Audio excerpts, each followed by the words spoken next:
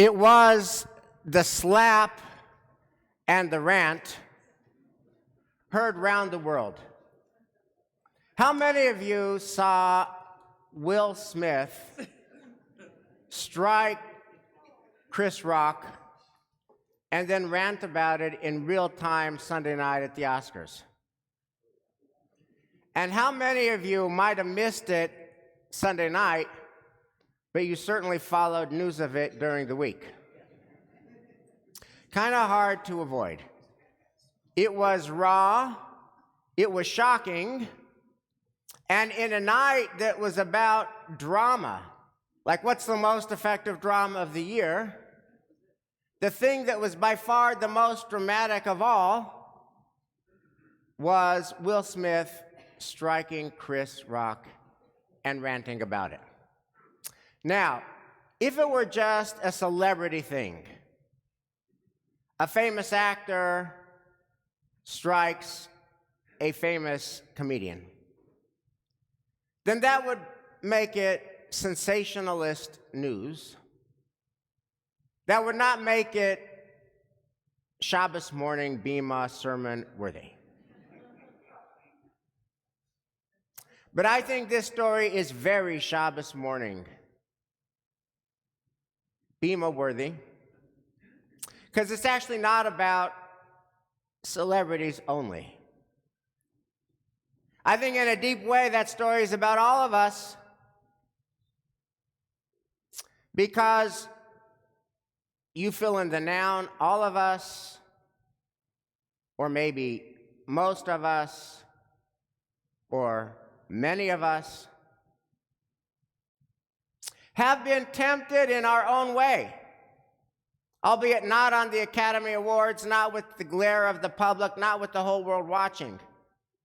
But in our own quiet way, we've kind of sometimes been tempted to do what Will Smith did, which is to lose it, to snap. Can't take it anymore. Somebody does something that ticks you off. Something happens that ticks you off. And your anger meter just goes from 0 to 100 in a nanosecond. And you just want to snap. And you just want to give the other person a piece of your mind. And it would be so cathartic to do it. There's only one problem. When we lose self-control, we lose control. When we lose self-control, we lose control, and here's why. This is a hard truth about life. It's hard, but true.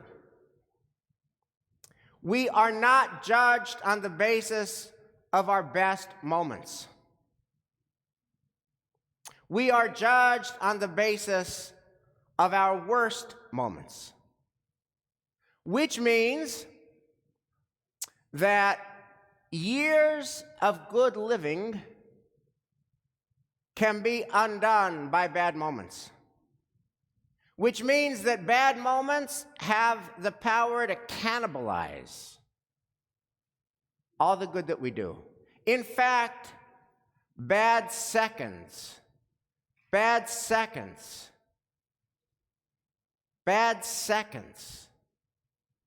the power to cannibalize years of the good that we do. A few bad seconds, it doesn't take much. Just consider what happened to Will Smith Sunday night. This should have been a crowning moment of accomplishment for him. It was at least 20 years in the making. Will Smith was first nominated for Best Actor Award for his portrayal of Muhammad Ali in the film Ali in 2002. That was 20 years ago, but he lost. And then he was nominated again 15 years ago, 2007, for The Pursuit of Happiness. but he lost. And now 20 years after his first nomination, 15 years after his second nomination, he's nominated again as the father of Venus and Serena Williams in the film King Richard, and he won. He won. That should have been the story. He won. His night, he earned it. He deserved it. But how many people were talking about the fact that he won Best Actor? Zero. Why? Because the slap and the strike and the rant take all the oxygen in the room. Bad seconds cannibalize good years. And that's not just for Will Smith. In fact, thinking about how literally nobody mentioned, oh, by the way, he finally won Best Actor because bad seconds cannibalize good years, it made me rethink about a story. It's a horrible story in the Torah, a terrible story in the Torah, a hard, sad story in the Torah that I never really got until Will Smith struck Chris Rock. And the story is Moses is leading the people for 40 long years. Every day, 40 years, faithful as can be. And again, not enough water. And again, thirsty. And again, complaining. And Moses is only human. So what does he do? He loses it. Remember, we don't have the luxury to lose it. But he loses it. And God says to Moses, hey, Moses, talk to the rock. Talk to the rock and you'll get plenty of water. But Moses lost it. And instead of talking to the rock, Moses struck the rock. And once Moses strikes the rock, it's over for Moses. God says, you should have talked to the rock. You hit the rock.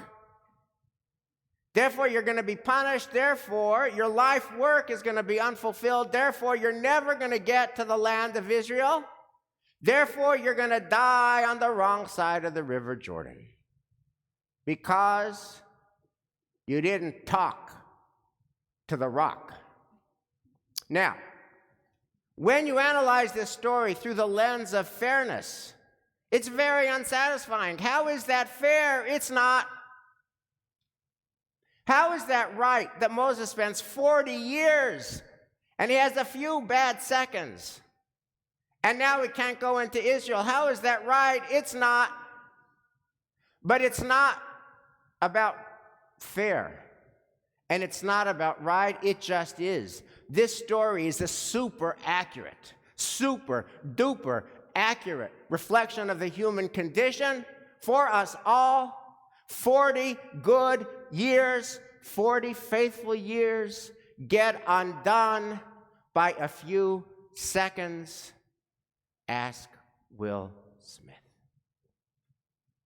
So the question is, how do we not do that?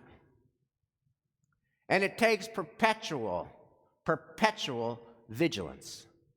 Because the easiest thing in the world is to snap. It's got to be perpetually vigilant. So I want to give you an acronym.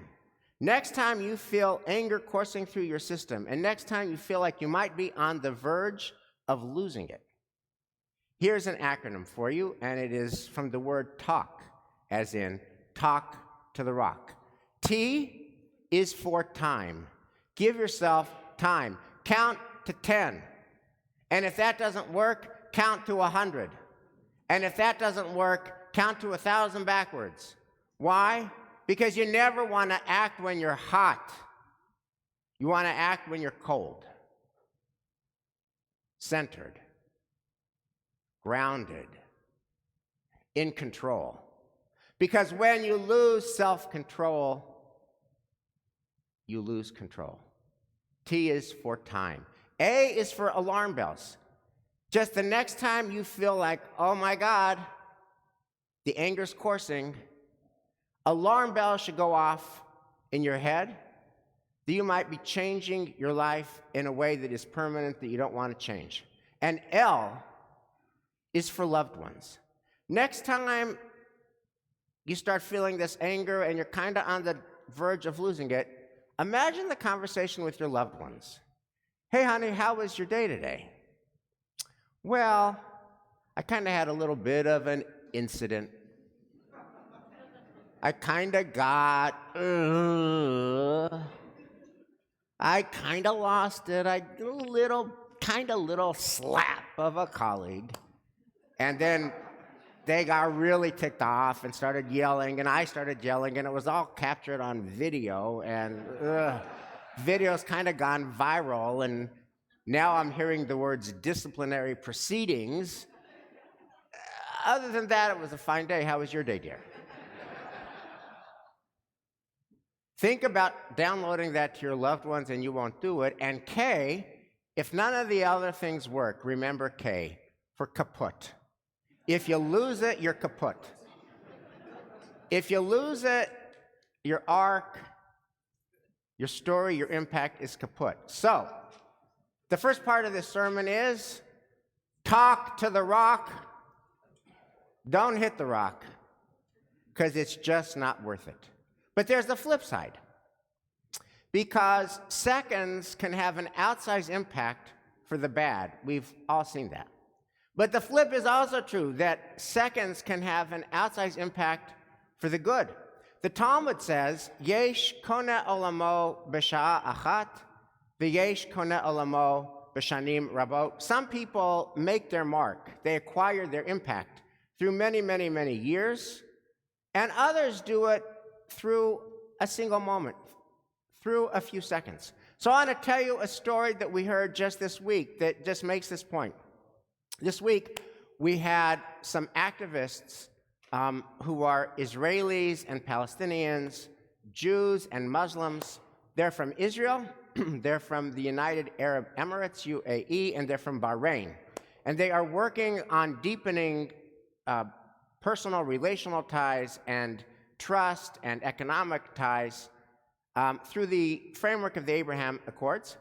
And the name of this organization is Sharaka, which means partnership in Arabic. And they came to the Holy Temple this week on Tuesday, and this one guy tells this amazing story. His name is Yahya Mahamid, and he is an Israeli Arab Muslim. And this is Yahya Mahamid's story. He was raised to hate the Jews. He was raised to hate the Jews, especially raised to hate Israeli Jews. And he remembers growing up in his home, his family's TV set was always on Al Jazeera. And Al Jazeera was always showing footage of Israelis and Palestinians fighting. And he remembers at the age of 6 saying, hey, Mom, question for you. If Israelis and Palestinians stopped fighting, would Al Jazeera have anything to show? And he was just raised with that kind of point of view. And yet, as an adult, he chooses to enroll in the IDF, Tzahal, the Israeli Defense Forces. Why would someone raised on the hatred of Jews and the Jewish people sign up for the IDF when he didn't have to? He chose to. So he tells the following story. One day he is in Tel Aviv, and a Chabad rabbi approaches him. And the Chabad rabbi, it's around Sukkot time, and says to him, can I teach you how to bench lulav and etrog, to make the blessing over lulav and etrog? So Yahya Mahamid says to the Chabad rabbi, and he doesn't really speak Hebrew, so he says his Hebrew is broken. He tries to say it, but it's in broken Hebrew. I'm not Jewish, and so, Rabbi, you're wasting your time. And what happened next totally shocked him. And what happened next totally changed his life. The Chabad rabbi said, I don't care if you're Jewish or not Jewish, just if you're a good person. And if you're a good person, I want to teach you this tradition so that you can appreciate the joys of nature and find joy and meaning in an ordinary day. And Yahya Mahamid said that just completely changed how he thought about Jews and the Jewish state. And he then decided he wanted to dedicate himself to fighting the anti-Semitism that he had been given as a kid, and he wanted to promote peaceful relations for Israel and its neighbors. This Chabad rabbi spent seconds with Yahya Machamid, but it was enough to change his world and change the world. So here's the message. Be careful. Be very careful with what you do in your seconds. Because our seconds, for good and for bad, are often even more powerful than our years. Shabbat Shalom.